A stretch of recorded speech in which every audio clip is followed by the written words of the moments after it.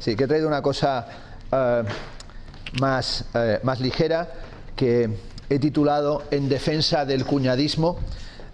Bueno, no es necesario que lo explique mucho, pero el título no es mío, el título es el resultado de unas conversaciones mañaneras que no las voy a desentrañar. Es la única imagen que no comentaré, pero bueno, sí coincide que se hablaba del cuñadismo aquí, por tanto va a ser sobre esto. En realidad la charla es únicamente una sucesión o un conjunto acelerado de algunos, acelerado y también con pausa, porque lo va a tener, de algunos GIF, con lo cual tiene esa dimensión como de una teoría que viene de regalo. Son materiales que fui atrapando, que fui pillando en los últimos días, como por ejemplo esta imagen de el paseante de Friedrich, del paseante romántico, que se encuentra con las nuevas formas del paisaje, es decir, que se encuentra con una nueva forma del paisaje, que sería el paisaje aceleradísimo de las redes. Y frente a ese paisaje acelerado de las redes, parece que algunos comportamientos del arte contemporáneo lo que estuvieran intentando es buscar un paisaje físico y un paisaje ajeno a esa velocidad de las propias redes, que nos coloca en una posición que sería casi la del estilita, ¿no? Es decir, esta posición que tiene aquí Regina José Galindo, cuando con esta excavadora hace que vayan quitando tierra en torno a ello, y como ella queda desnuda en ese islote, con esa sensación de precariedad y de completa indefensión, y también de la fragilidad de su propia condición, de la condición de su propio cuerpo, y esa especie de actitud de estilita, pero también esa actitud estilística parece que fuera una respuesta a esa posición del caminante burgués romántico perfectamente vestido que está asistiendo al paisaje de las redes contemporáneas. Bueno, en el fondo se trataba de dar vueltas hoy en torno a tres libros, pero también dar vueltas a esos tres libros de cómo hacer girar el discurso y el discurso de las imágenes contemporáneas, como de esta chica que está intentando bailar el hula hop, pero como vemos se hace un lío tremendo, pero nadie dice que su estilo sea peor que otros, es un estilo más en la danza que ella monta, el hula hop, que seguramente luego ya tiende hacia las sevillanas, como vemos ahí, y da una salida posible a un momento de cierto empantanamiento. No cabe duda de que hoy pensar o escribir un libro también tiene que ver con la forma en la que reaccionas a los impulsos comunicativos y a lo que estás viendo en la televisión, a lo que estás viendo en las redes, a las llamadas de teléfono que te hacen. Y aquí tan solo quería subrayar que cuando estaba escribiendo el librito este pequeño de estética a golpe de like, justamente estaba una de esas polémicas recurrentes de la aparición de algún amante de Kiko Pantoja, de Kiko Rivera, y concretamente esta me llamó la atención porque cuando le hicieron el poli, ¿no?, y la trataron de descubrir si decía la verdad o la mentira en Sálvame Deluxe, le hicieron esta pregunta de si Kiko se tiró un pedo en tu presencia. Bueno, esto fue como un gran drama, ¿no?, pero sí que parecía como una auténtica estupidez, en la que ella dijo que sí y el polígrafo confirmó que era cierto. Bueno, lo que ella dijera no es nada comparado con esta acción de Kiko Rivera, que le dieron en el hormiguero un violín para que intentara tocarlo y se lo colocó de esa forma. Es decir, el solo hecho de que él quisiera tocar el violín al revés es sin duda ya una genialidad que habla de su condición performativa. O también esa dimensión, ¿no?, donde salía este chico a resolver el 2 más 2 y entonces le estaban diciendo los compañeros de espalda del profesor que era 4 y él está dibujando la mano porque cree que la respuesta es dibujar la mano, con lo cual tiene un sentido altamente referencialista de cuáles son aquí las respuestas, ¿no? Bueno, nosotros tenemos que tratar de presentar, y es lo que los dos libros, Un palo al agua y Estética a golpe de like, plantean, que es una reflexión sobre cómo combinar el exceso de información, el tiempo que tenemos y también la capacidad de convertirlo en conocimiento, y cómo jugamos con todas esas variables en un momento en el que por todas partes aparecen imágenes raras, es decir, porque no dejamos de estar viendo continuamente GIFs y situaciones como esta, que parece de los Jackass, ¿no?, donde parece ser que inflan una lancha neumática para hacer una broma, pero bueno, sale un tío propulsado y se carga el Toys R Us, ¿no? Entonces esta sensación de que aparecen desastres está presente, y también la idea de que el friquismo y la fricción de las cosas está presente hace mucho tiempo, porque también cuando vemos a esas turistas, ¿no?, tumbadas tumbadas en la playa y los tipos pasando el Cristo por la playa, pues es una imagen que incluye de todo, ¿no? Las que van ahí, las cuñadas o lo que sean, la que está pasando también como diciendo, ¿qué hago? ¿Me tropiezo con el Cristo o piso a las que están en la toalla? Una imagen, ¿verdad?, previa a la época de Facebook, pero que también es una imagen que se las trae, ¿no? Bueno, Ernesto acababa su intervención hablando de la situación ritualizada y de un discurso vacuo en el mundo del arte, que parece que fuera como la promesa de una gran utopía, pero al mismo tiempo cayera en el adormecimiento, en el tiempo de la siesta, en la modorra completa. Esta es una noticia que salió recientemente, actualidad. No vamos a entrar a los links porque nos llevaría más tiempo. Es el hangar Bicocca en la Fundación Prada en Milán, que es la noticia de que ofrecían la posibilidad de que fueran a dormir los espectadores a la exposición. La exposición no consistía sino en dormir en la exposición, es decir, tenía ese carácter referencial o de carácter onfálico o de puro ombligo. No es la primera ocasión que se entra en esta dinámica de vamos a ir a dormir a la exposición. De hecho, entre nosotros, Eugenio Ampudia ya ha trabajado con este tipo de situaciones. En este caso era con una tarifa bastante alta, ¿no? Porque parece ser que podías ir a dormir un poco de tiempo y te cobraban 500 euros, pero si querías estar toda la noche eran casi 2.000 euros por dormir en la exposición, pero que tiene que ver mucho también con el espionaje del sueño o el control del sueño contemporáneo. ¿En qué medida todo lo que hacemos tiene que ver con los nuevos ritmos del sueño o con el nuevo tiempo que tenemos para soñar? ¿O qué es exactamente lo que soñamos cuando creemos que estamos dormidos? ¿Y en qué medida estamos sometidos a lo que llamaríamos una escritura de duermevela, un tiempo de duermevela? Sin duda, Sleep y la reflexión sobre el sueño, el placer y el sexo que hace Andy Warhol, yo creo que está en la base de todas las formas de la escritura y del pensamiento artístico contemporáneo. Ernesto sacaba un trabajo de Cory Arcangel, también yo saco de Cory Arcangel esta pieza, que es un trabajo que hace con Paul Davis, que se llama Nap Time, esta idea de, bueno, cómo va construyéndose el ronquido y el sueño de este personaje como si fuera un viejo juego de ordenador. Pero también esta idea de el sueño como algo dominado por las formas del capitalismo y del consumo contemporáneo, de algo que está abierto 24 horas, 7 días a la semana. En el origen de Estética a golpe de like y las cosas que he estado escribiendo últimamente, se encuentra el impacto que produjo en mí el libro 24/7, 24/7 de Jonathan Crady. Crady saca este libro, publicado en la editorial Verso hace no mucho, y en él parte de dos anécdotas o de dos datos. Uno es que se está gastando una cantidad inmensa de dinero en investigar por qué o qué capacidad tienen los pájaros que hacen las migraciones desde los territorios del noroeste del Canadá hasta Centroamérica y por qué son capaces de estar volando sin posarse durante prácticamente una semana. Bueno, esta investigación en la que se están gastando millones de dólares no es una investigación que se haga en un departamento de biología, no es una investigación, digamos, que pertenezca a los departamentos de investigación científica, es una investigación del Departamento de Defensa de los Estados Unidos, en el que están buscando al soldado universal. Es decir, quieren encontrar un compuesto químico o realizar un tipo de operación o un tratamiento de carácter neuronal o genético que permita crear sujetos que puedan estar largos periodos de tiempo sin dormir y sin cambiar su capacidad de performatividad, es decir, que puedan estar activos y al mismo nivel de actividad durante mucho tiempo, controlando el que no caigan en el vértigo del sueño y en el cambio de precisión que tiene la carencia o la ausencia de sueño. El otro es un análisis que hace Jonathan Crady de que se está investigando también desde hace tiempo en crear día continuo, es decir, ciertas regiones del planeta tendrían que estar iluminadas redirigiendo satélites espaciales para poder utilizar la luz del sol y orientarlos para que zonas que están de noche o en el horario nocturno estuvieran completamente iluminadas, por tanto hubiera 24 horas solares, unas cuantas artificiales y otras solares, si las podemos llamar así, reales, en algún lugar del planeta. Se ha intentado en 4 ocasiones, en 2 se ha conseguido una iluminación casi semejante a la caída de la tarde, y esto no se hace por una razón así como puramente de enredo, sino que se quiere crear espacios donde el uso de electricidad disminuya y pueda haber turno continuo de trabajo. Bueno, es decir, espacios del neoesclavismo. Y esta idea del soldado universal y del neoesclavismo contemporáneo la desarrolla Jonathan Crady en esa reflexión sobre el nuevo capitalismo del sueño. Y partiendo también de otro dato, que es que finalmente él detecta patologías contemporáneas, que es esa situación en la que todos vivimos, que es el lapso de tiempo cada vez menor que hay entre despertarnos y consultar nuestro teléfono móvil. Es decir, el lapso de tiempo de cómo nos levantamos, y se ha convertido ya en prácticamente universal, que lo primero que hace el sujeto contemporáneo es ver qué ha sucedido con su teléfono móvil o con sus redes sociales, si tiene algún mensaje, si le dieron un like, si hubo alguna interacción, y por tanto no puede dormir pensando que eso sucede. O la gente que no duerme, todos tenemos amigos en Facebook que parece que no duermen porque están siempre ahí en la red y a cualquier hora que hagas algo te dan un like, da igual que haya fallecido alguien o que se esté planteando la posibilidad de ir al karaoke una noche cualquiera.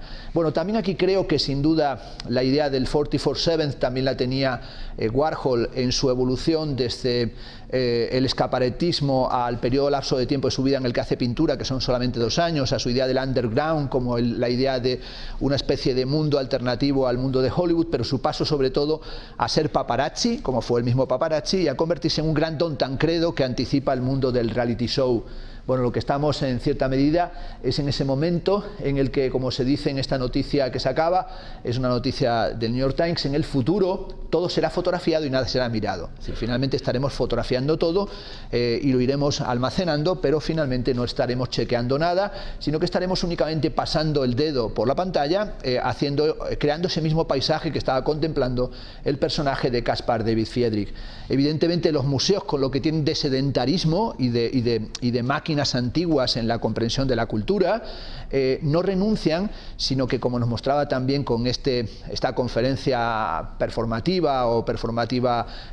actualizada en el Museo de Chicago, están buscando cómo introducir la dinámica de las redes, o por lo menos, como decía Ernesto, atrapar a un público que aparentemente es ajeno a la dinámica fosilizadora del museo. Y así, por ejemplo, tenemos la experiencia desoladora de cómo el Thyssen-Bornemisza se intentó actualizar llevando a un youtuber para que hiciera una acción por Periscope hace apenas un mes, y realmente se convirtió en algo verdaderamente desastroso, porque todos los comentarios que fue haciendo fueron tremendamente ofensivos y realmente quedó como una completa cretinada, y él sobre todo fue viéndose como su nivel de friquismo estaba por debajo del nivel de rareza del propio público, es decir, el público era mucho más friki de lo que él se hubiese imaginado.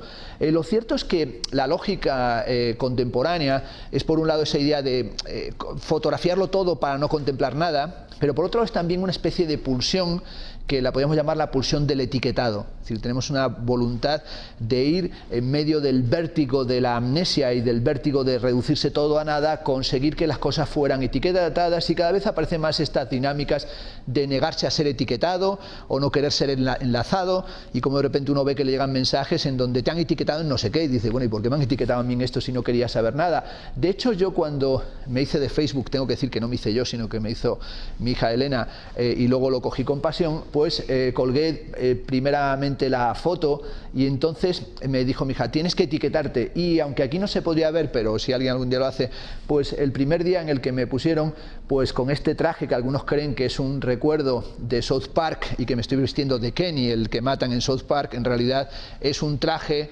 de época que se encuentra en el Victorian Albert Museum, en la sección de teatro y de cinematografía, y es una cosa que me puse que me queda como a un cura 2 pistolas, pero ahí estoy yo de esa manera, ¿no? Entonces etiqueté la foto, y como no tenía ni idea, y sigo sin tener mucha idea, etiqueté los objetos de la foto. Entonces etiqueté el traje, de qué época era, y fui etiquetando los objetos, y entonces fui poniéndole nombres, primero reales y luego de broma, y le metí 42 etiquetas a los objetos de la foto, y entonces el primer día que estaba en Facebook me echaron de Facebook, es decir, que me expulsaron de Facebook por etiquetado robótico. Dijeron que era un robot que estaba etiquetando, porque eso no lo hacía una persona, y entonces no se puede utilizar, como sabéis, pautas robóticas en Facebook, y por tanto me echaron, con lo cual lo sufrí muchísimo, porque dije, joder, acabo de llegar y me acaban de echar. Entonces me mandaron una sección que cuando te expulsan tienes que ir para recobrar tu identidad, en la que me hicieron una serie de preguntas para que supiera responderlas. Si respondes te vuelven a dar la identidad, y yo no pude responder a ninguna, pero pasó 2 días me devolvieron mi identidad porque entendieron que era un idiota, ¿no? Quitaron de la etiqueta muchas cosas, yo las volví a etiquetar y a los 3 días me volvieron a echar, y era una especie de pugna de cuántas veces me echaban en poco tiempo, ¿no? Bueno, creo que tiene que ver con lo que llamaríamos la política del semblante, ¿no? Es decir, esta cosa lacaniana de qué es lo que hacemos o cómo ponemos nuestra cara, como en este GIF, ¿no? En donde le preguntan ¿qué cara pusiste cuando ponías cara de malo, ¿no? Y el detenido pone cara de malo, y la verdad es que tiene cara de malo malísimo, ¿no? En realidad es qué cara ponemos y cómo nos presentamos en público, en una política del semblante, que es intentar mostrar nuestro rostro. Y el rostro es muchas veces el rostro que es la portada de un libro, y los 2 libros que nosotros traemos, que además los colocamos así en vertical, pues tienen estas portadas. La portada de Ernesto es una obra de Andy Goldsworthy, que veremos luego cuál es la evolución de la propia portada, y en el caso del mío es esta portada de este gato tecleando en el ordenador. Es una portada que me sugirió mi hermano Javier, el editor, y sabiendo de mi fobia por los gatos, pero como él tiene una obsesión horrible, que es con una gata, la suya Misa, que dice que la atribuye poderes de que es hasta curator y que participa en la Fundación Newcastle, pues colocaron a la gata. No es Misa, es una que se parece a Misa, pero esto ha hecho que alguna gente compre el libro, y en Arco cuando lo pedían decían, dame el libro del gato. O sea, hay gente que ha comprado el libro porque creen que es un libro sobre gatos, con lo cual creo que cuando llegue a su casa lo van a tirar a la basura. Pero también hasta niños pequeños, hay un niño que parece ser que está encantado con el libro y nadie quiere que lo toque porque es el libro de la gata Misa, cree que trata concretamente de un gato concreto.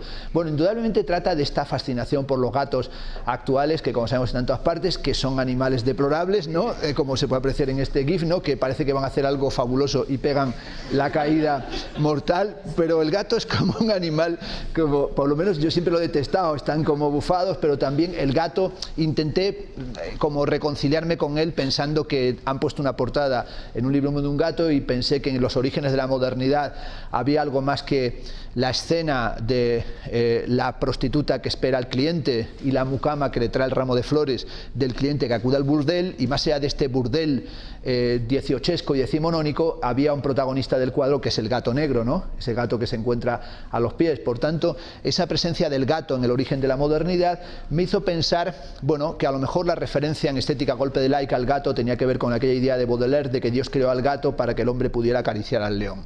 Bueno, tal vez es una preparación, y sobre todo me reconcilié un poco con los gatos cuando vi esta imagen del gran Borges, que está como escuchando al gato que le ha dado un patatús, ¿no? Es decir, como veis, el gato de Borges le ha dado algo raro y él está ahí como tranquilo, como diciendo, gato, tranqui, que me están fotografiando. O sea, pero en cualquier caso esto confirma la teoría de Cabrera Infante de que no era un ciego, sino que se hacía el ciego, o que el gato quería tratar de desvelar en qué punto se encontraba su ceguera, ¿no? Los gatos están siempre ahí como pretendiendo que van a hacer algo, ¿no? Como este gato que está ahí al lado de su ama, ¿no? Como diciendo que la va a matar, ¿no? Es siempre como esa sensación de que, como decía Baudelaire, es un león que estamos acariciando. Pero bueno, aquí vemos cómo estaba haciendo que la va a acariciar, ella está verdaderamente dormida, y finalmente la conclusión a la que llega el gato es que lo va a dejar y que sencillamente se queda dormido sobre su ama con una tranquilidad absoluta. El libro de Estética Golpe de Like, y quiero pensar también que el libro de Ernesto, Un palo al agua, e indudablemente El arte de la indignación, el que publicamos en Editorial Delirio con Fabio, intentan pensar la excepcionalidad. O sea, intentan establecer una reflexión sobre la situación de lo excepcional contemporáneo. Y pensar la excepcionalidad, y también la excepcionalidad cultural y la excepcionalidad artística, tiene que ver con pensar el estado de excepción, es decir, pensar el momento en el que nos encontramos, que es un momento en el que se te da aparentemente la bienvenida, pero en el que domina la lógica de la policía. Y también un estado de excepción, que es un estado de excepción en el que te puedes encontrar siempre o con la policía o con lo peor. Hoy Serzo, cuando veníamos aquí para Salamanca, ya me dijo, bueno, pero ándate con cuidado que está la tuna. Bueno, esta idea de que estaba la tuna, ¿no? Y el norte de Castilla ya avisaba, Salamanca, tunas, toda España toman la ciudad, es como algo que ya aterrorizante. Estuvimos a punto de no venir, la idea de que hay una concentración de tunas. O sea, si ya la tuna una es terrible, muchas es para cortarse las venas. Pero solamente esta dimensión viejuna, ¿no? Esta edad ya matusalénica, ¿no? Y esta cantidad de condecoraciones de los tunos ahí en la catedral, pues es una imagen que realmente animaba a venir hoy para ver qué era esto de que estaba tomada la ciudad por las tunas. Y pensaba en el estado de excepción como un tumultus, ¿no? Como aquel tumulto, ¿no? Se declara estado de excepción y se permite que uno que tenga algo de autoridad o se instituye autoridad por el tumulto defienda a la República, ¿no? Y esa República, ¿por qué no pensar que los tunos están defendiendo a la República si es que esta existe? El arte de la indignación fue un libro que concebimos, como es evidente, a raíz de la acampada Sol y de todas las situaciones que se generaron, y sobre todo surgió, por lo menos en mi cabeza, de un comentario que hizo un catedrático de la Escuela Superior de Arquitectura de Madrid, a su vez presidente del Círculo de las Artes, Juan Miguel Hernández de León.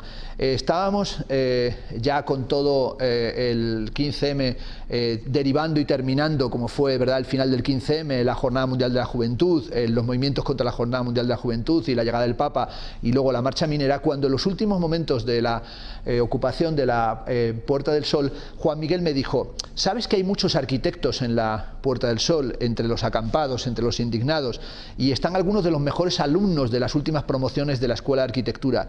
Y me dijo: pero vaya puta mierda de arquitectura que han hecho. Entonces le dije: bueno, ¿qué van a hacer? Pues una tienda de campaña. No, es como una especie de jaima desastrosa. Tanto estudiar la buena arquitectura y mira a lo que hacen.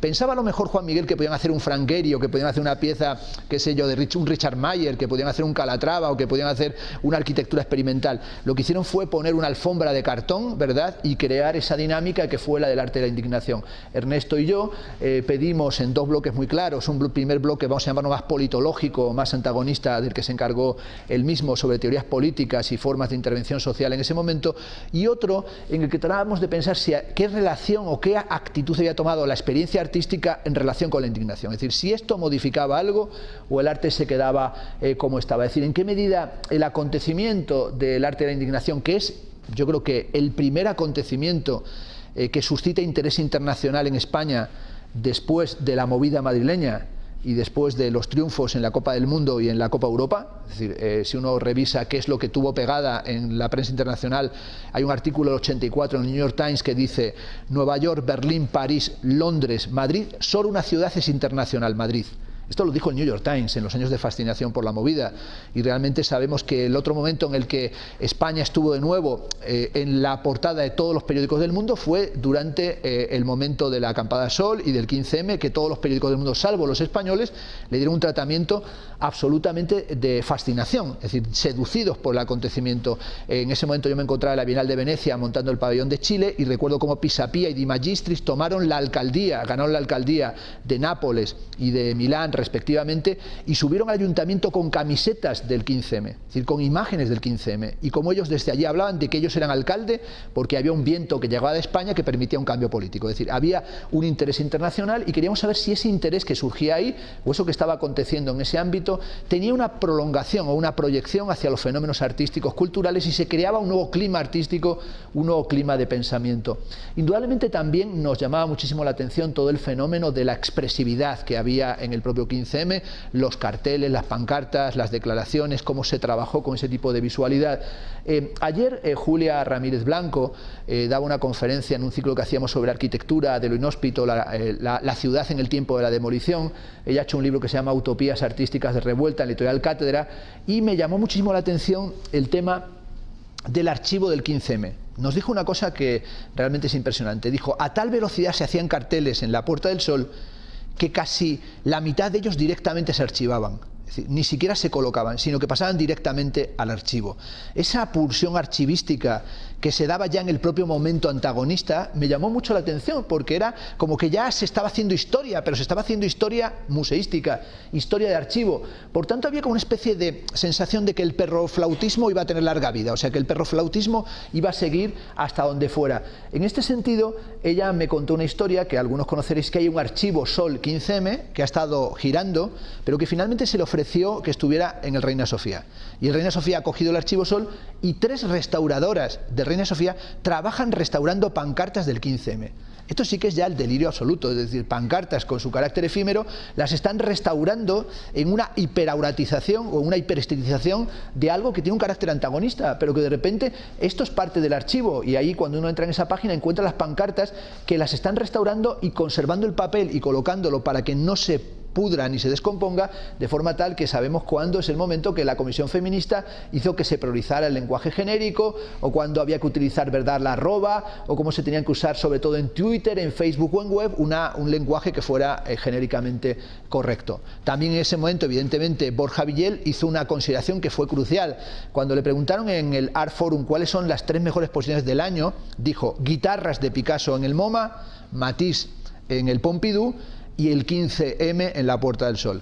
Bueno, el comentario de él de que el 15M era una de las 3 mejores exposiciones del mundo lo publicaron los de Artforum sin entrar a pensar si eso era una exposición, pero en cierta medida dio una lectura de que el 15M era un comportamiento artístico, era una obra de arte, era una exposición. Si aquellos tipos estaban en una exposición, entraban dentro del valor exhibitivo, del valor expositivo. Ha habido mucho debate al respecto de eso, pero evidentemente esa dimensión aparentemente artística era también algo que nos interesaba, saber si el 15M sería neutralizado artísticamente o también cómo sería modificado políticamente o partidariamente, es decir, cómo se pasaría de una actitud destituyente a un momento constituyente o a un momento hiperinstitucional, que es el momento en el que nos encontramos ahora. Evidentemente el Reina Sofía luego entró en el famoso debate de la única iglesia que arde es la que se quema, o que la única iglesia que ilumina es la que arde, con la famosa caja de cerillas que hizo que el director del Reina se sentara en un tribunal y fuera denunciado o demandado. Una dimensión ya expositiva de lo que sucedió en la Puerta del Sol fue la exposición Playgrounds, donde se presentaron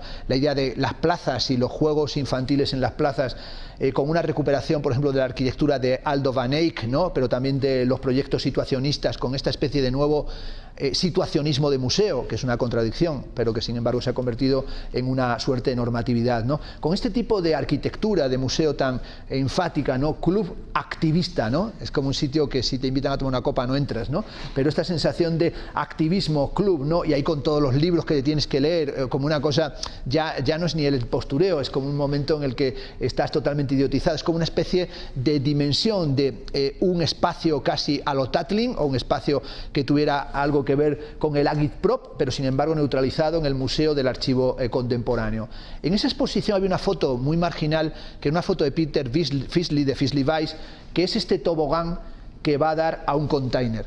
Y creo que esta obra era casi mejor que todo lo demás. Yo no la he visto sino recientemente, es decir, en la exposición ni me di cuenta de que estaba en ese montón de diapositivas que tenía, pero sí me parece que hay un tobogán de la indignación, que es un tobogán que todos hemos recorrido, cada uno como hemos podido, y es un tobogán que lleva desde el tobogán de Fisley Weiss hasta esta imagen, que es la imagen de un pueblo que está, Morón, que está al lado de Granada, a 20 kilómetros, que es un alcalde que ha inaugurado un tobogán. Entonces es el alcalde con la corporación municipal que están inaugurando un tobogán. Claro, la cosa antes se podía inaugurar un pabellón, un auditorio, un pantano, un museo o una plaza, pero es que ahora la pasta ha quedado corta y ahora se inaugura un tobogán.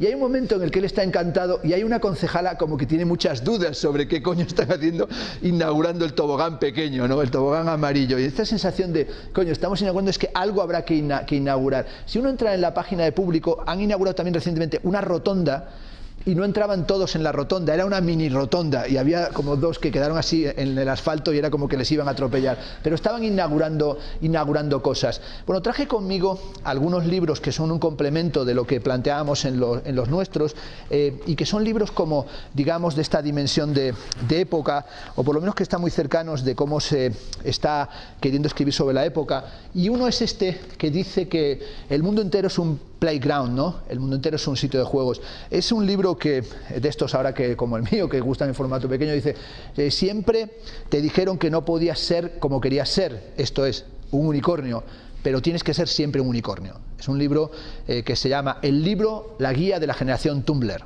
¿no? Y esa es la idea de que tenemos que ser unicornios, ¿no? Y parte de esa idea de que el mundo entero es un playground y que el activismo urbano quiere decir el que todo sea un playground. Bueno, todo es parte como de un divertirse y de un jugar. Entonces, si es un playground, pues cuidado, porque a ciertas edades te pones en plan playground, como esta señora que puso a toda marcha la cinta, se colocó y salió propulsada, que no se mata de milagro.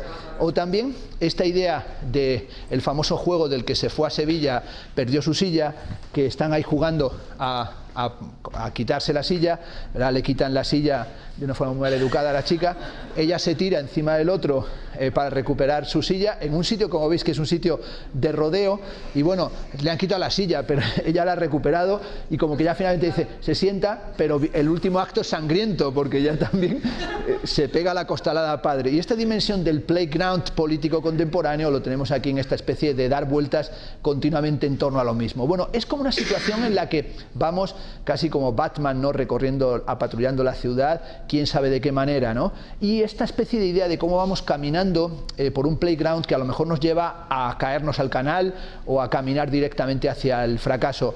Estética golpe de like era una continuación de En el instante del peligro, que era un libro sobre el turismo, que era un libro sobre cómo el turismo modifica la estética de lo contemporáneo. Y en ese momento, cuando pensé en el turismo, no me fijé tanto en el cambio del turismo en función de la lógica de las redes sociales. Esta es una imagen impresionante de un becario de Facebook, Butler, que pasó de becario luego a ser uno de los hombres básicos de investigación en Facebook, que consistió en que buscó un algoritmo que era solamente posicional, era para localizar de los 500 millones de usuarios dónde tienes tus amigos, es decir, dónde viven tus amigos, de forma tal que todas las cuentas las metió para que se buscara dónde están tus amigos en tu ciudad, como si uno vive, ¿verdad?, qué sé yo, antes hemos estado en el Paseo del Rollo, ahí en Dazcom, y de la Aldehuela, que uno viviera allí, aquí, pues sería una pequeña línea que comunica dos puntos de Salamanca. Si alguien tiene un amigo de Salamanca en Madrid, sería otra línea. Y al cabo de unos segundos apareció este mapa, sobre negro, se pasó de negro al mapa, que es el mapa de la intensidad de las relaciones que construye países.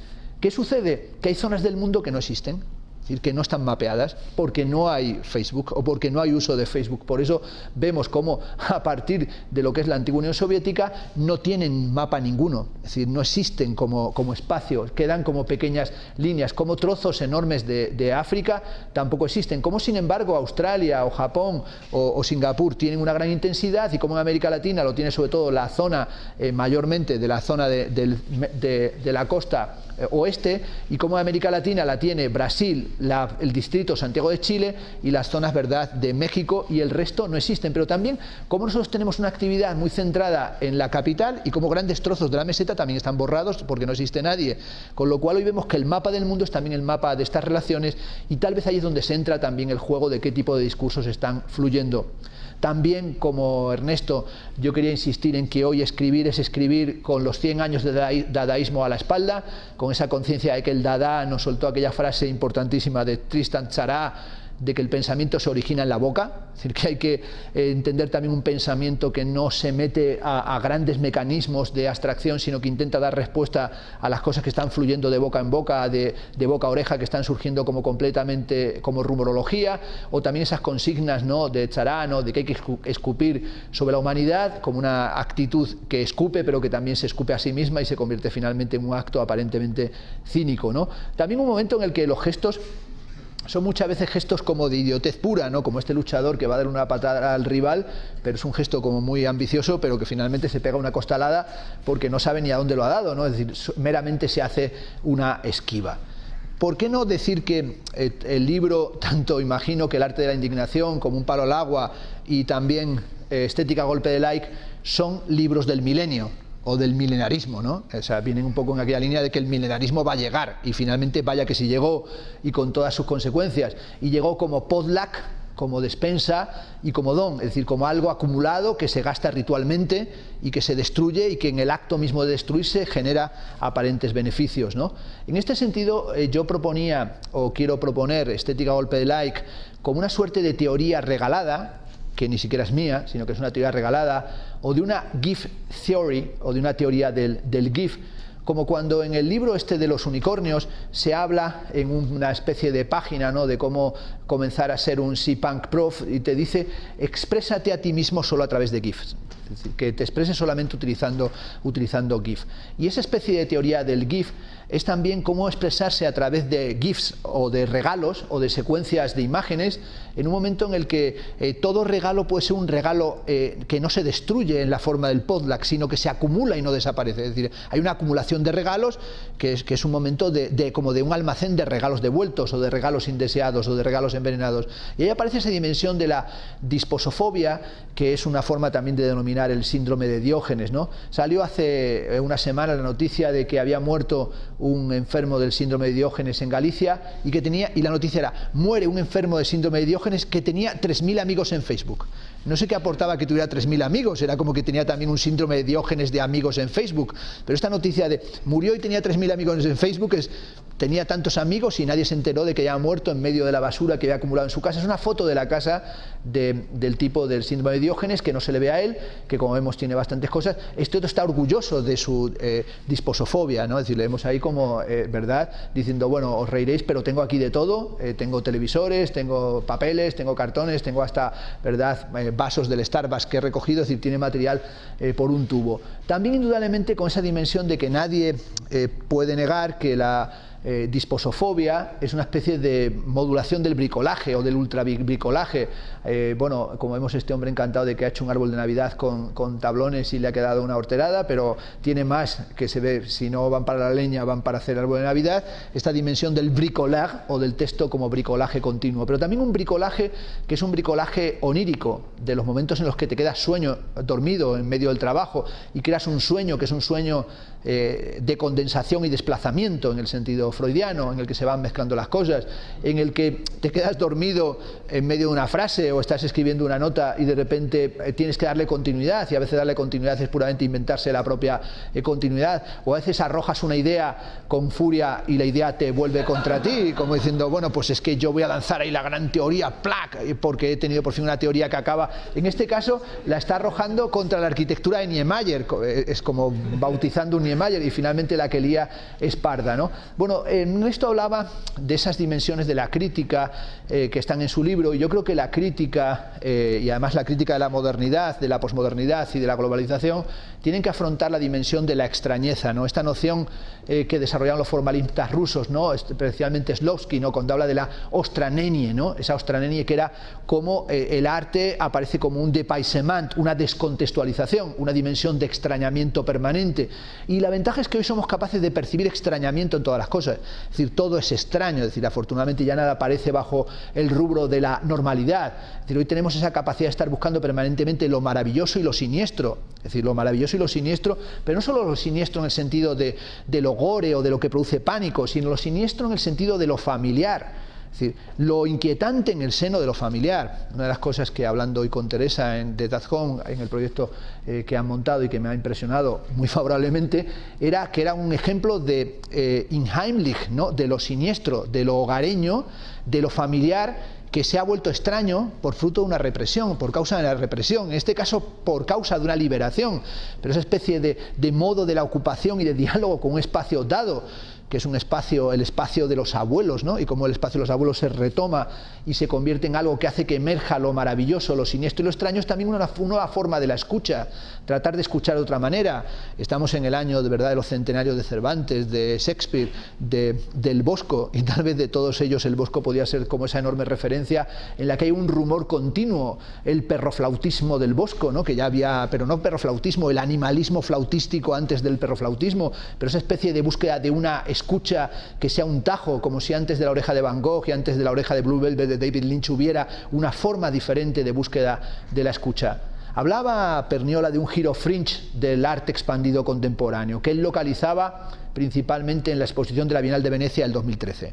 Y sí es cierto que desde la Bienal de Venecia del 2013, el Palazzo Enciclopédico que hizo Massimiliano Gioni, vimos una muestra que intentó traer el outsider art al insider art, pero más allá de esa búsqueda que era un tanto, digamos, impotente desde el principio o completamente académica, lo que sí es cierto es que esa idea de qué es lo enciclopédico y qué posibilidades hay para lo enciclopédico en el tiempo de Wikipedia, pues parece que convirtió la exposición en una de las mejores que hemos visto en años, ¿verdad?, la Bienal de Venecia, o por lo menos el comisario más joven hizo la exposición de intenciones más densas. Justamente un año después se hizo la Bienal de Venecia de Arquitectura y Koolhaas hizo el proyecto que se llamó Fundamentals, Fundamentos, ¿no?, y trató de pensar los fundamentos de la arquitectura desde un picaporte, una puerta o un váter, hasta la función oblicua de Clay Barnett, es decir, buscar qué es hoy y sobre qué nos asentamos y cuáles son los modos de vida contemporáneos. Creo que tenemos que intentar pensar cuáles son las instantáneas epocales, es decir, cómo pensar la época, si es que existe algo así como una época, y sobre todo en una época de obsesión por la fotografía, la refotografía y el estar ahí incrustado de una forma intrusística, en plena impostura, ¿no?, como en la famosa imagen del pequeño Nicolás, ¿no? Yo he habla algunas veces del arte en la época del pequeño Nicolás, pero no cabe duda de que esta imagen del pequeño Nicolás con Aznar es una imagen de época y es una imagen que supera a muchas otras, ¿no? En el libro de Estética a golpe de like hay una parte extensa sobre la obsesión por el selfie. Este es el primer selfie que ha hecho un papa. Como vemos, le ha salido tremendamente mal, ¿no? Ha dejado a todo el mundo fuera, pero ahí vemos la foto haciéndose el selfie y el propio selfie con el Papa, que tiene cara de enorme perplejidad. Selfies, que lo que llaman hoy el género del selfie inoportuno, que es este haciendo el postureo delante del espejo y pilla al otro cagando como en Dimensión del Pensador. Es inoportuno al máximo, pero es que ni siquiera lo han editado, lo han colgado directamente y quedan los dos como unos marcianos. O el famoso selfie monkey case, que es este caso de que ha estado en tribunales del mono que le robó o que azarosamente se hizo con el teléfono de uno y se hizo unos selfies. Estos son los selfies de estos monos, y entonces finalmente se convirtieron en virales. Esta es la imagen del propio propietario del teléfono que sale en otro selfie donde sale pidiendo que le devuelvan el teléfono, y este caso del selfie del mono pues llegó porque el propietario del teléfono ha pedido los derechos de la viralidad en las redes y quiere cobrar derechos, y han dicho que no, que los derechos son de los monos, joder, que no son suyos. Entonces claro, aquí aparece el momento animalista, ¿no? Es decir, de que también ellos tienen derecho. Están sonriendo, sea un fake o no lo sea, no deja de ser una cosa singular. Sabemos también que el selfie está a la dimensión del selfie extremo, ¿no? Los selfies más extremos, los más peligrosos, en lo alto de los edificios, o también la gente que ha muerto por tomarse un selfie, como vemos aquí que evidentemente está ya en el límite de la idiotez, ¿no? Se ha soltado de manos, se ha saludado y parece ser que cayó y se mató, se reventó instantáneamente. También los selfies taurinos, como fue el pasado San Isidro, que salió haciéndose un selfie delante de los toros, también en otras latitudes haciéndose un selfie que no son fakes, ¿no? Tratando de mostrarse en el instante del peligro. El famoso selfie del chaval en el que se estaba grabando y se llevó una patada y menos mal que no se lo lleva el tren por delante. O también esta dimensión nueva que son como las fotos de modelos, especialmente del en vías del tren. Es decir, hay como una cosa que te pilla el tren. El selfie es que se te viene el selfie encima. Esta es una imagen muy cruda del bebé y de la abuela, que menos mal que hay abuelas, ¿no? Y casas de abuelas y casas de abuelos, que venía el tren y le pegó una patada al niño y consiguió salvar al niño y salvarse ella. Es una imagen extrema y, digamos, performativamente no hay superación posible, porque es, como dice, penalti y expulsión. Es decir, penalti y expulsión. O sea, esto sí que Maldini no las ha visto igual, pero salvó al niño. O esta, por ejemplo, que también es otra imagen de cámara de vigilancia, que se baja el héroe a empujar el coche que estaba parado en el tren, pero casi le trincan a él. Es decir, son esos momentos en los que hoy estamos siempre al borde del peligro por intentar echar una mano a otro. Bueno, queda lejos el Buster Keaton, ¿no? Y sus famosas locomotoras. O que es uno que se ha hecho famoso porque es uno que ha creado este trenecito para perros abandonados y los pasea, ¿verdad?, por algunas ciudades, y ha creado esta imagen, que es una imagen friki, pero como diciendo, bueno, ahí vamos todos, y van con una cara todos contentísimos de que le sacan a pasear. Parece una ampliación de la historia extraña o la historia verdadera de David Lynch, ¿no? La Strange Story. También los fakes en el selfie, como esta famosa foto que apareció entre las ruinas del World Trade Center, que apareció un carrete de una fotografía y resulta que era la foto del 11 de septiembre del 2001 de un tipo que estaría en las Torres Gemelas cuando estaba llegando el primer avión, y por tanto sería la única foto del instante antes de que comenzara el atentado y la demolición de las Torres Gemelas. Luego se sabe que es una foto que inventó el propio FBI y que es una foto falsa, y como en realidad es un agente todavía vivo del FBI, pero la crearon para crear empatía, para crear la idea de que de ese primer acto, del primer impacto, no se tenían imágenes. Esta es ya, digamos, la cima de las imágenes de la época. Es la imagen del tipo que, ahora que se produjo el secuestro del avión egipcio, el falso secuestro, pero que estaba el tipo con el cinturón de bombas, pues es un tipo loco, un británico, que decidió hacerse un selfie con el secuestrador. Parece ser que a través de una azafata le dijo que le preguntara al secuestrador si se podía hacer un selfie con ella, y entonces la cosa que cuentan en The Guardian es que el secuestrador dijo, bueno, como diciendo, bueno, pues no sé qué decir. Entonces, como veis, el tipo se puso de pie, puso una sonrisa estúpida, el otro está como haciendo stupid smile, el otro no sabe qué hacer. Entonces le dijeron, has puesto en peligro al pasaje. Imagínate que el tipo pone en marcha y dice, bueno, yo pensaba que iba a morir, pero joder, por lo menos hacer un selfie antes de morir. O sea, lo colgó en la red antes de que supieran que era todo un completo fake y que no había tal terrorista, pero esta idea de hacerse un selfie en el último momento estaba ahí. Ha sucumbido hasta Obama, ¿no? cómo Obama se hace este selfie y se guiña el ojo a sí mismo en la Casa Blanca con el famoso palo de selfie, pero esta es más fuerte, que es el día que fue a Sudáfrica al funeral de Nelson Mandela y se hizo el selfie, ¿verdad?, con Cameron y con la ministra esta rubia, y de repente está al lado Michelle Obama con un cabreo tremendo porque están con un coqueteo todo el santo rato que no hay quien lo aguante, ¿no? Pero sin duda es más imponente el momento en el que él da el famoso discurso y tenía al lado a este intérprete de signos. Bueno, es un fake sobre el famoso fake, como sabéis. Él da el discurso y tiene este tipo que hizo una versión en lenguaje de signos al lado, y es uno que se coló, subió hasta la tarima, fue haciendo pegado al presidente de los Estados Unidos una versión en signos de el discurso sin saber el lenguaje de signos. Había momentos que se agarraba del cuello, que hacía gestos extraños. Según parece, instantáneamente mandaron mails diciendo que no era un intérprete de sordomudos, que se estaba riendo de los sordomudos.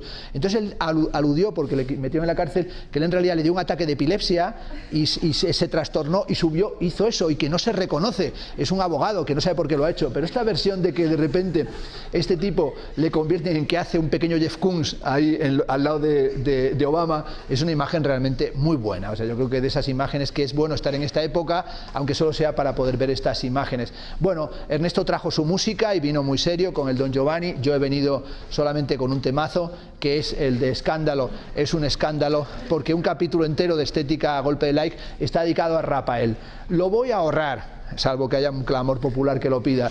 Pero bueno, el escándalo es un tema canónico en el que Rafael arranca con esta cara así desquiciada y luego va pasando de la lambada hasta el breakdance, pasando incluso por las sevillanas. Y él mantiene durante toda la canción un gesto obsesivo que es escándalo, y da 72 veces así con la mano en el puño. Yo las conté, es una tarea de investigación, y entonces fui viéndolo y realmente pensé que esta especie de mezcla musical de Rafael pues nos ponía en alguna línea, sobre todo nos ponía en una línea degenerativa, ¿no?, como el famoso selfie de DeGeneres, ¿no?, cuando la DeGeneres hizo el famoso selfie del Kodak Theater durante la entrega de los Oscar, y cómo se agruparon todos, y los que se quedaron por detrás, como Liza Minnelli, no salieron en la foto, ¿no? Hay hoy prohibiciones de no hacerse selfies en ciertas condiciones porque son todos peligrosos, pero también, como se nos dice en el libro este de Tienes que ser un unicornio, va surgiendo una voluntad de que estamos en la época ya del unselfie.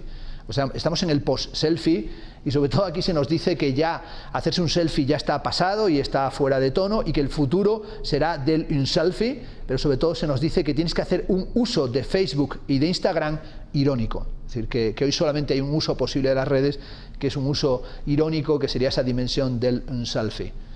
Terminaré la intervención de hoy, que era para dar algunas sugerencias de lo que trata el libro Estética a golpe de like, diciendo que otro tema que traía vinculado era el tema del performance, y en qué medida el performance se ha desactivado. Es decir, el activismo del performance se ha desactivado. Es decir, aquel performance que reflejaba la época de Capro y la época Fluxus, o la época del primer Zag o del primer Valcárcel Medina, hoy está completamente desactivado. Este es un performance del año, una acción del 2010 de Valcárcel, en el que dice que fue a ver la exposición del impresionismo a la Fundación Mafre a primera hora, se colocó en la fila y estuvo dejando pasar a todo el mundo por delante de él hasta que cerraron.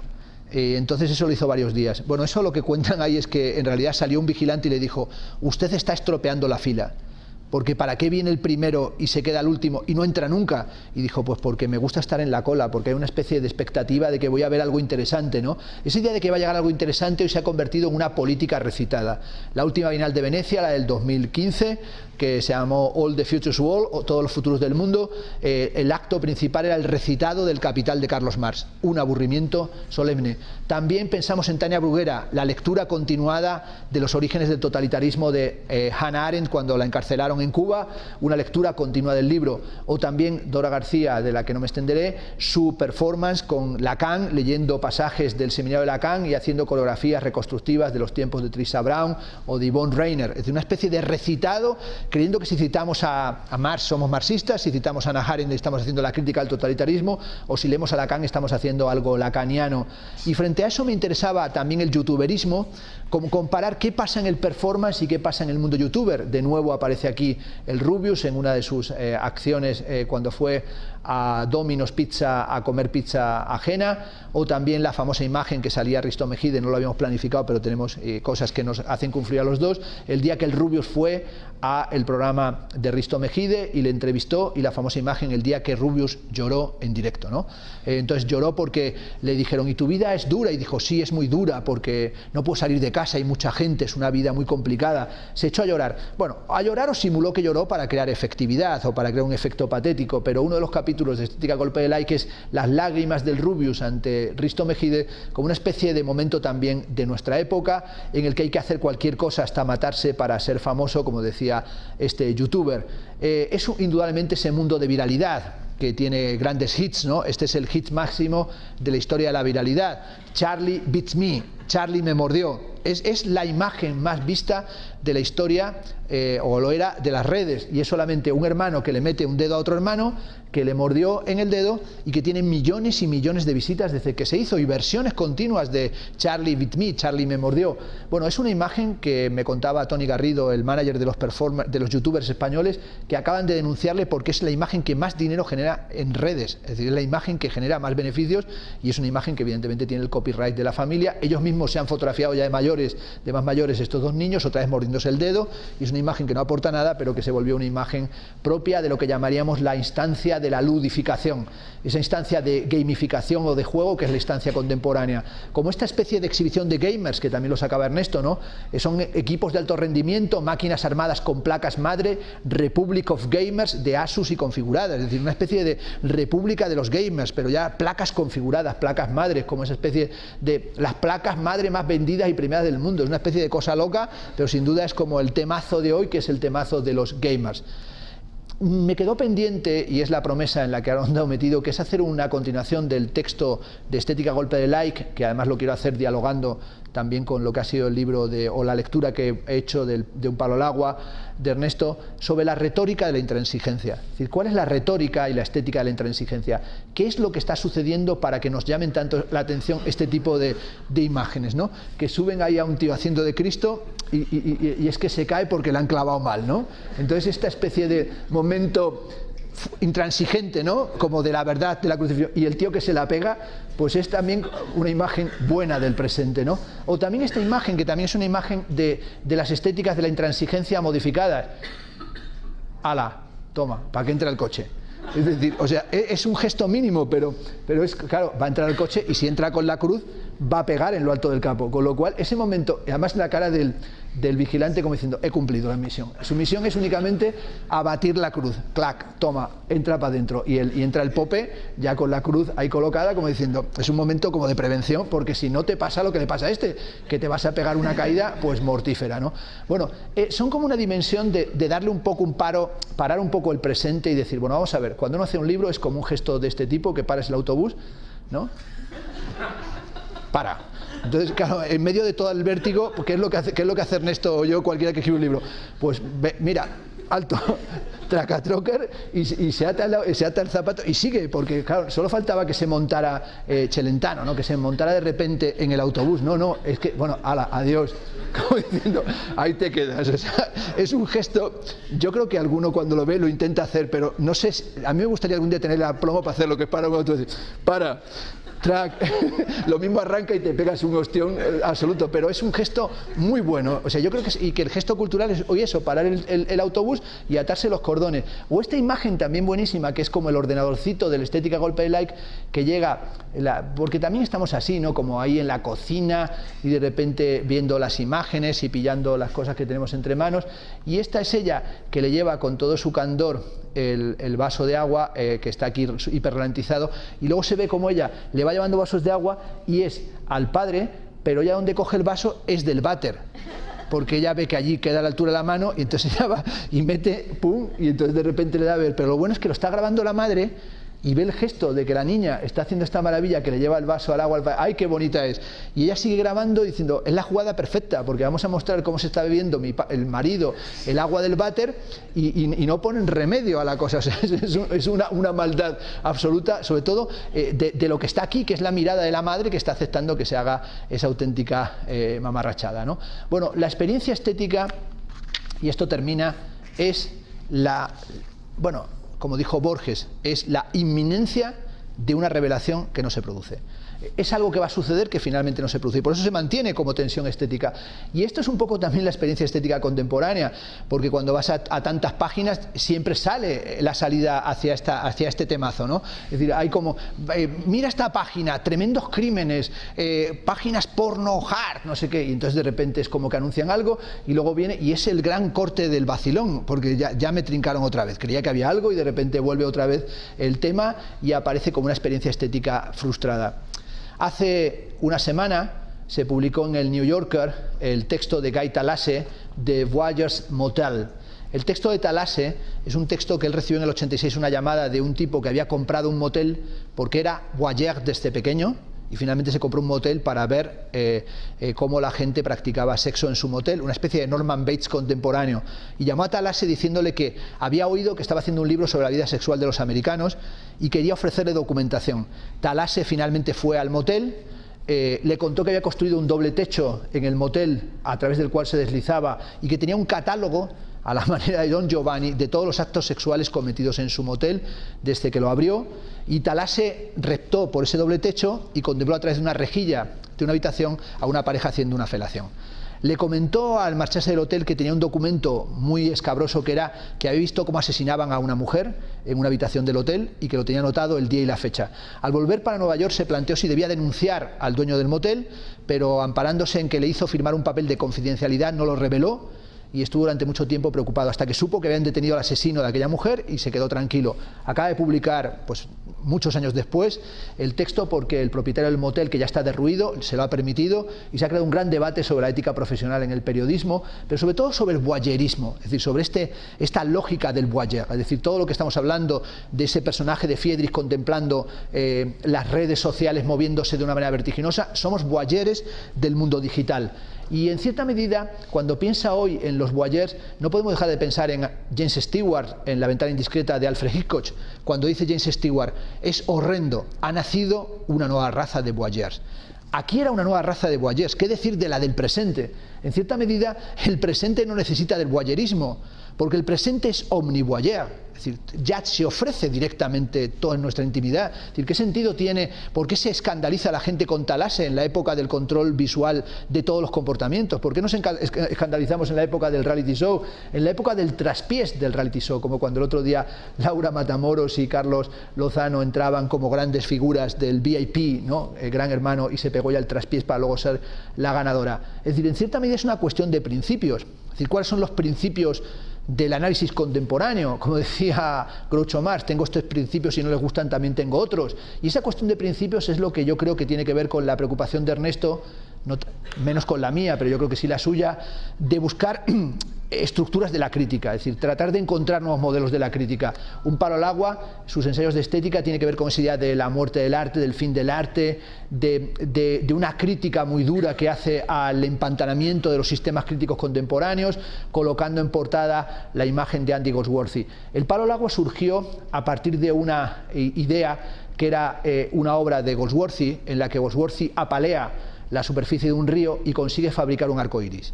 Esa idea de un palo al agua es un vago, este es vago como un palo al agua, o lleva una vida de un palo al agua, pero en realidad un palo al agua a veces es generar un arco iris, o a lo mejor un espacio de esperanza, o una posibilidad de un horizonte diferente de interpretación.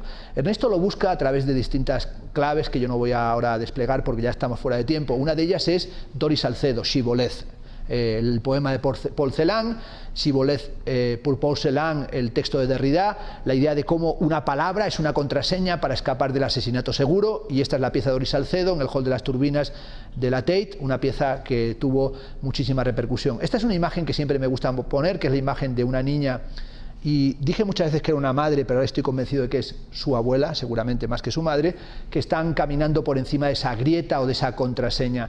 Esa búsqueda de contraseñas son contraseñas que a veces obligan a dar un palo al agua o a superar la perspectiva de rana, porque realmente el problema es que tenemos perspectiva de rana.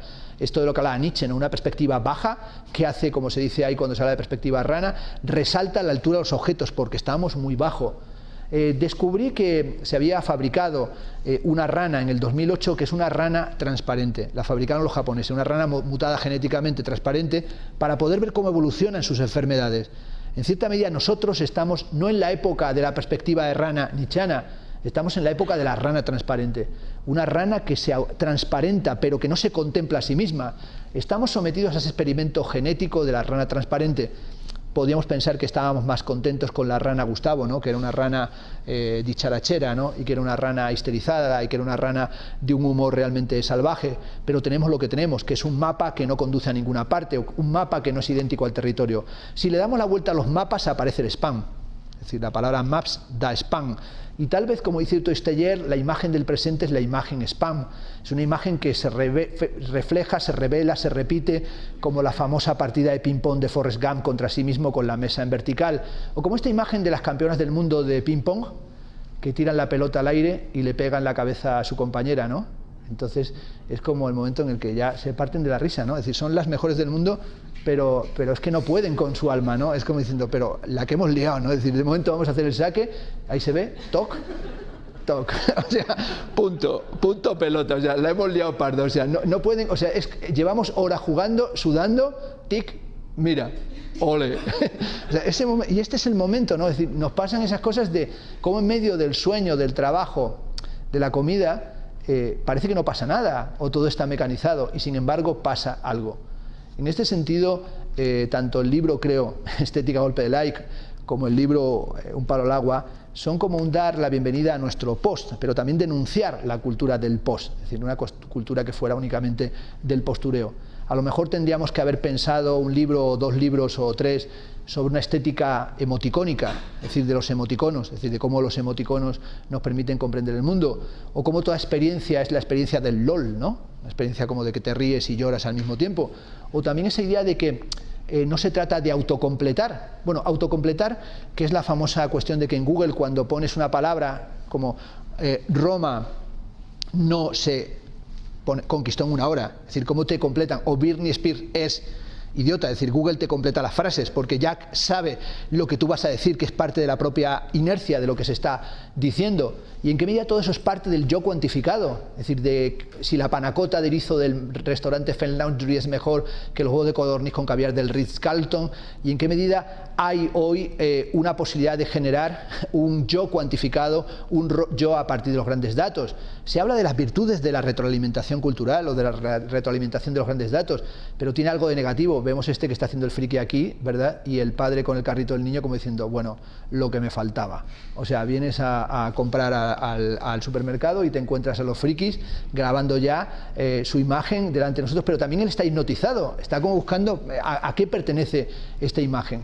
Bueno, yo creo que los 2 libros y hasta el de la estética de la indignación tenían como un motor de serendipia. Y ese motor de serendipia es como un bicho bola, ¿no? O como un hámster bicho bola que tiene en marcha una rueda que no se sale de la rueda, pero que mantiene un cierto optimismo. Muchas gracias y gracias por haber estado aquí.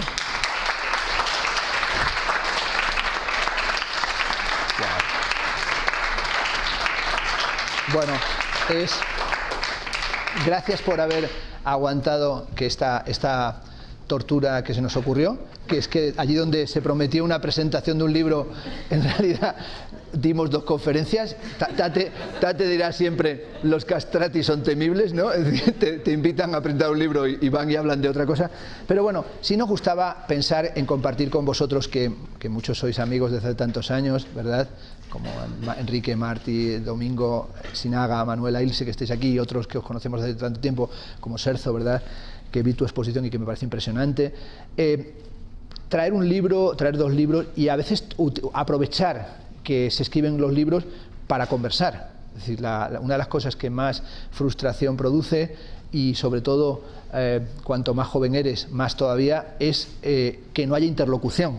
y que falte ese espacio para ampliar las cosas. Los dos tenemos la misma experiencia de hablar de nuestros libros para querer hablar de otras cosas que no están en los libros, como si tuviéramos un afán de escribir otro libro, como un artista que siempre está pensando en una obra que no es la que ha hecho, sino en la siguiente que va a hacer.